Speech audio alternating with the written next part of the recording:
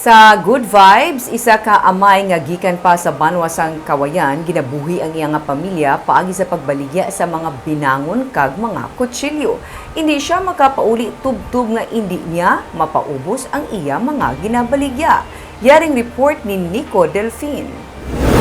Konperme ka nagalabay sa may corners ng CL Montalibano Drive kag Ivy Ferrer Street, sigurado nga nakita mo na si Renante Agravante nga nagahumlad sa iya binagto nga mga binangon, kutsilyo kag talibong. Kun lantawon, halos kada adlaw, literal nga kapit sa patalim ang iya palangabuhian. Nagasalig siya sa pagbaligya sa mga patalom agud mabuhi ang iya pamilya, ilabi na ang iya 5 ka mga kabataan. Kabudlay ni kaya ang ginatawag nga magpasaan ko ni bugat-bugat katama. Tungod kay ako pangabuyan, amo lang gini, ginagwanta ko lang, kaya wala naman tayo ibang nga plangitanan. Basta mintras, amo lang gini ang gipagpa-eskwela ko sa mga bata. Kaya man ko, ang akong asawa, way man obra, gadi para man sa panimalay, mga bata. Istorya ni Renante, antes maman ginpatuman ng lockdown sa nagligad nga tuig bangod sang pandemic, nagalibot siya para mangita sang mapwestuhan, tubtob nga may nasugatan siya nga customer sa among lugar. Pagkato ko na di pulmero, galakat-lakat ko drao, may kapamaypay sa akon. Pag pumaypay, ginangon iya gibakal 4 kabilog. Pagtabo ko sa highway diriyo, may nagbakal naman sa akon na maypay naman. Di kaya andong. Nagpaway ko. Pagbakal sa isa ka tao, damo nagpalapit sa akon. Hasta ang gigihawas ko na kung dala kay perti kabog at gidisplay ko na lang. Sumugod sadto, diri na siya nagplastar kag ginabalik-balikan sa iyang mga customer.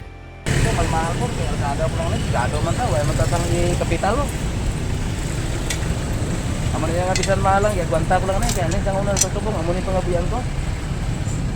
Bune man no? Isa ito, buy naman. Makapoy ang matag-adlaw niya nga trabaho.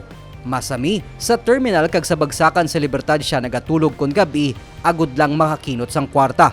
Kada simana, insaktuhan na ang mapauli niyang 5,000 pesos nga kinitaan para sa kinahanglanon sa iya pamilya. Damo ko nito ginagamitan to, kay bigado man kami, ang amo ang langitaan, amo lang manihalin pag itsang una, kaya ako mga bata, ginagastuhan ko man sa pagpa-eskwela. Sambot ko pirme, kaya kung subang na, pagkatapos na nasa fourth year college, ako ang salot sinasta ng gasto. Ano kuha ka kurso? Kuhan man na siya sa una yung ginakuha, PCRES.